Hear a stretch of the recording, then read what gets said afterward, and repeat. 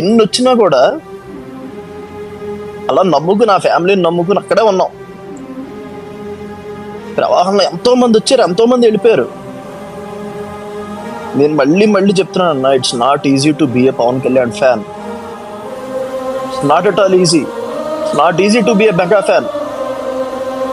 ఎందుకంటే మనల్ని పొగిడేవాళ్ళ కన్నా కూడా ఈడెప్పుడు పడిపోతాడా, ఈయనెప్పుడు మాటలన్నీ అని ఈయన్ని తూట్లు పొడిచేద్దామా అని వెయిట్ చేసే వల్చర్స్ ఎక్కువ అన్న బయట మనకి.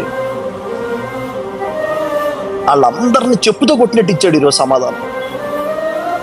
ఎన్ని చేశారు అసలు. నీ అమ్మ, ఓడిపోవడం మ్యాటర్ కాదన్న. చిరంజీవి గారు చూసిన సక్సెస్లు ఎవడో చూడలే. ఈరోజు ఈ మాటలన్న వాళ్ళు అందరూ పదవి ఉంటేనే వాళ్ళకి అందం, పదవి లేకపోతే వాళ్ళకి ఏమీ లేదు. చిరంజీవి గారికి పదవి రాకపోయినా కూడా ఆయన మళ్ళీ సినిమా ఇండస్ట్రీకి పోతే ఆయన రారాజు,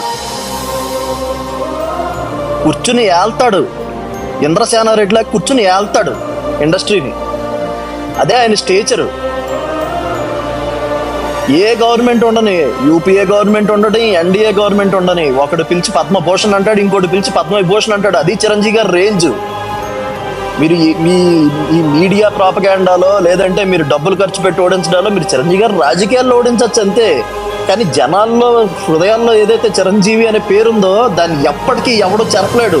ఎందుకంటే మీరందరూ చేయలేదు, మీరందరూ చిరంజీవి గారిని మెగాస్టార్ చేయలేదు. మట్టిలోంచి పుట్టిన హీరో, సామాన్యుల్లోంచి వచ్చిన హీరో చిరంజీవి గారు. వాళ్ళు చేశారు మెగాస్టార్ చిరంజీవి గారిని. మనం బిగినింగ్ నుంచి నమ్మాం ఎప్పటికైనా మనకు జరిగిన అవమానానికి సమాధానం పవన్ కళ్యాణ్ చెప్తాడు అని. అందరూ ప్రజారాజ్యం అవగానే వెళ్ళిపోయారన్న. ప్రజారాజ్యం అయిపోయిన తర్వాత కూడా ఎప్పటికీ పరకాల ప్రభాకర్ గురించి మాట్లాడేవాడు పవన్ కళ్యాణ్ ఒక్కడే. ఎందుకంటే రక్తం పంచి పుట్టిన తమ్ముడు. మనకే ఎలా ఉంటే కళ్యాణ్కి ఎలా ఉంటుంది?